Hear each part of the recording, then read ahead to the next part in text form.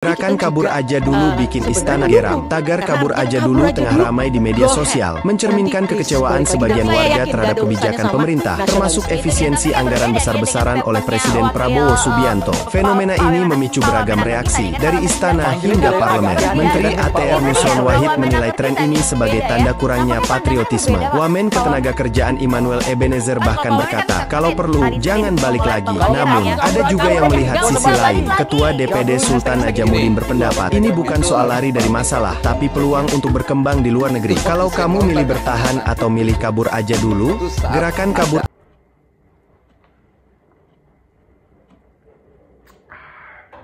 Welcome back to my video channel Yovan Valnino. Apa kabar teman-teman semuanya?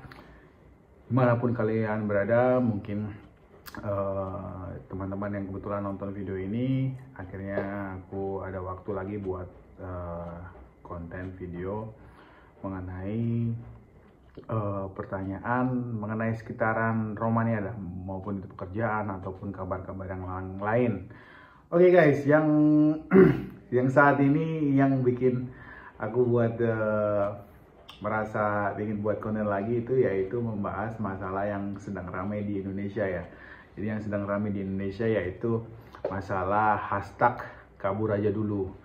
Dan kabur aja dulu itu aku lihat di sosial media juga beberapa teman-teman konten kreator, influencer yang diaspora khususnya yang udah lama meninggalkan negara Indonesia untuk merantau ke negara lainnya, itu merasa terganggu ya dengan komen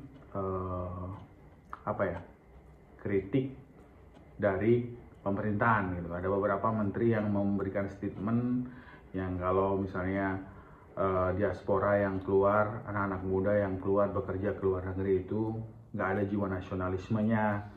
Dan misalnya kalau misalnya ada yang bilang kalau udah keluar ya nggak usah balik-balik lagi gitu ya kan. Itu merasa itu siapa ya? Maksudnya nggak relevan banget gitu loh komen kayak seperti itu.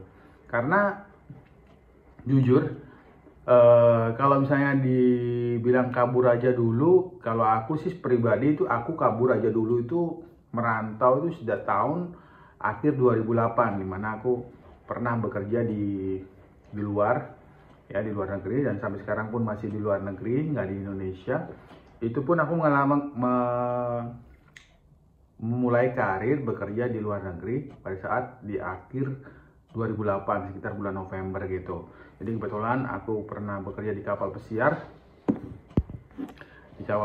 dan ya itu dari 2008 itu banyak beberapa, nggak banyak juga sih, tahun 2008 masih belum banyak juga ya anak-anak Indonesia yang merantau pergi ke Jepang atau ke Dubai, dan banyak deh negara-negara di Malaysia, terus di Korea, terus ke Dubai ya banyak kan ya.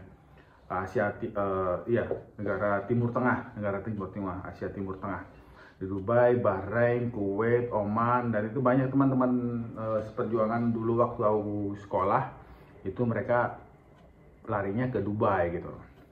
Dan sekarang alasannya kenapa kalau misalnya kabur aja dulu itu dipermasalahkan itu, maksudnya dalam artian itu suatu merasa aku sendiri itu kalau ingin mendapatkan hasil yang lebih bagus dan masa depan yang bagus, kalau ada kesempatan ya kenapa tidak gitu loh. Sedangkan di negara kita sendiri tingkat perekonomiannya itu kebetulan kalau misalnya berpikir masalah gaji itu sangat rendah UMR-nya Indonesia ya kan.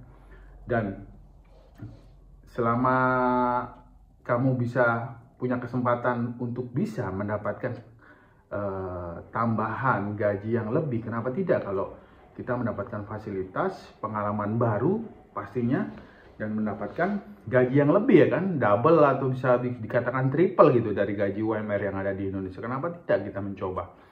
Dan itu pun udah aku jalanin sih. Memang merasa setelah pulang, misalnya contoh nih, bukannya sombong ya, setelah pulang dari bekerja di kapal, menghabiskan waktu itu masih setiap kontrak itu kita harus menyelesaikan kontraknya 9 bulan. Jadi harus benar-benar kita pulang itu merasakan bener gitu, merasakan hasilnya. Dompet itu pasti tebel guys, dompet itu pasti tebel. Lu mau ngapain, mau beli apa, mau beli itu, istilahnya kalau mau foya-foya itu bisa gitu loh. Jadi era zaman-zaman yang dulu yang aku pernah lewat itu aku udah lakuin gitu. Dan memang ya kalau misalnya setelah kita pulang ke kapal terus kita mencoba bekerja lagi ke darat, itu hasilnya gajinya pasti beda. Dan kan pernah aku rasain ya pada saat itu, setelah 3 tahun aku naik kapal dan aku memutuskan untuk istirahat lah. Istilahnya aku nggak mau naik kapal lagi, capek, karena juga bekerja di kapal itu juga capek banget guys. Setelah kita pulang, dan kita kebetulan waktu itu aku nggak nganggur lama ya. Pada saat aku sudah sampai di Indonesia, temanku menawarin pekerjaan dan aku ambil aku bekerja di salah satu hotel bintang 5 di Indonesia tepatnya. Dan gajinya itu emang aku udah siap pasti. Pada saat interview mereka menawarkan gajinya segini dengan posisi seperti ini. Setelah itu aku iyakan kan, karena aku berpikir kayaknya seru juga nih kalau misalnya pengen meniti karir di awal tahun ini, dan aku pengen punya goal lah, maksudnya karir goal di bidang hotel gitu loh. Karena oke lah, aku jalanin, proses interview berjalan lancar dan aku diterima dan mulai bekerja ya kan. Mulai bekerja dari hal-hal job description-nya sih nggak terlalu ribet ya, cuma masalahnya itu tanggung jawabnya itu, maksudnya birokrasi, dramanya itu terlalu banyak gitu loh. Kalau aku bandingin bekerja di kapal dan bekerja di darat di hotel khususnya, banyak banget prosedurnya, banyak banget SOP-nya itu banyak banget, pasti. Dan aku merasa saat itu kebanyakan juga ownernya juga terlalu ikut campur dengan masalah operasional, ngecek gini. Jadi aku merasa wah ini nggak worth it banget ini, maksudnya ngapain aku capek-capek ngurusin ini itu dengan hasil yang seperti ini, sedangkan aku meninggalkan hasil gaji yang udah banyak, maksudnya yang lebih dibandingkan aku bekerja di darat, ya kan. Jiwa mudanya merasa berontak lagi. Setelah itu kebetulan pada saat itu aku udah menjalani sekitar break 7 bulanan gitu ya, sekitar 7 bulanan, hampir 8 bulanan. Nah kebetulan saat itu waktu aku pulang itu aku nggak bilang ke agensinya, karena pada saat itu karena aku berangkat ke kapal pesiar itu mau pakai lewat agensi ya, jadi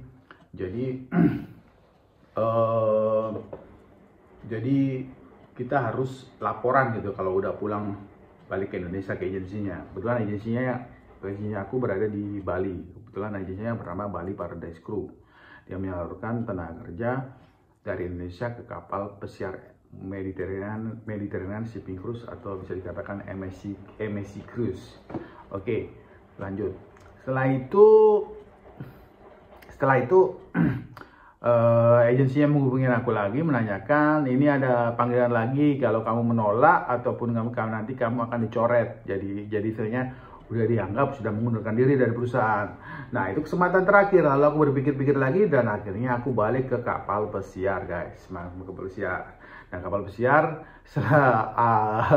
istilahnya istirahat berapa bulan ya di Indonesia, itu ada beberapa setelah masuk lagi kita harus beradaptasi dan melakukan adaptasinya itu karena mereka sudah mulai mendevelopment operation di bar dan di departemen barnya itu, dan banyak sekali ganti dari resipi, terus dari produk, gitu, dari standar itu udah ganti. Jadi aku udah kayak sebenarnya udah mulai kayak seperti anak kru baru gitu ya. Tapi adaptasi itu ya nggak terlalu ribet banget sih, hanya seminggu 2 minggu udah kita bisa ngikutin gitu apa yang.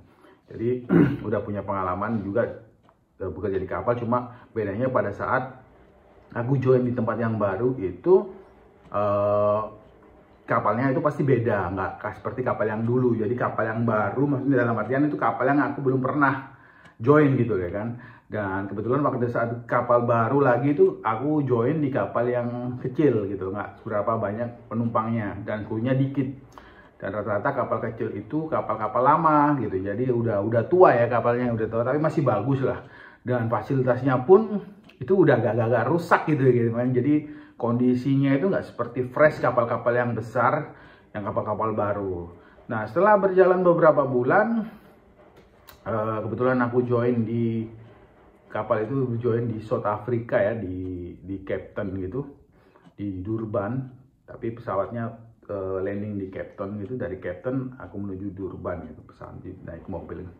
Nah, join di kapal itu sih biasa-biasa aja ya, karena dari beberapa kru ada teman-teman yang dulu yang pernah bekerja satu kontrak gitu, ngikutin menjalani satu kontrak, jadi bertemu teman yang lama dulu, jadi ya adaptasinya nggak terlalu seperti anak yang baru gitu ya. Dan juga beberapa orang dari departemen yang lain, dari orang-orang Indonesia itu pasti ada yang ketemu, 1, 2, 3 itu pasti pernah bertemu gitu. Nah, setelah kita jalanin ya kita ikutin aja, jalanin, mulai bekerja dengan standar. Kebetulan standar seasonnya itu kita season di South Africa, jadi standarnya menu-menunya tentang di South Africa season.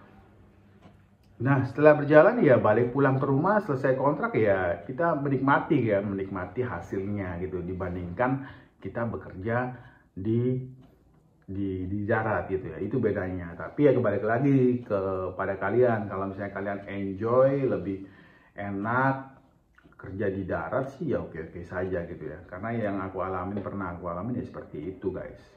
Oke guys, sampai di sini dulu cerita tentang diaspora kabur aja dulu. Itu yang membuat aku men-share ke kalian kenapa sih lebih worth it kita bekerja di luar negeri dibandingkan negara kita. Bukannya nasionalis, karena sebagai diaspora, orang-orang pekerja migran Indonesia yang bekerja di luar negeri itu salah satunya berapa persen, aku nggak tahu eksaknya, kita udah menyumbangkan sebagai devisa negara. Ingat itu, devisa negara itu yang membuat devisa negara naik ataupun yang menghasilkan devisa untuk negara itu yaitu pekerja migran Indonesia.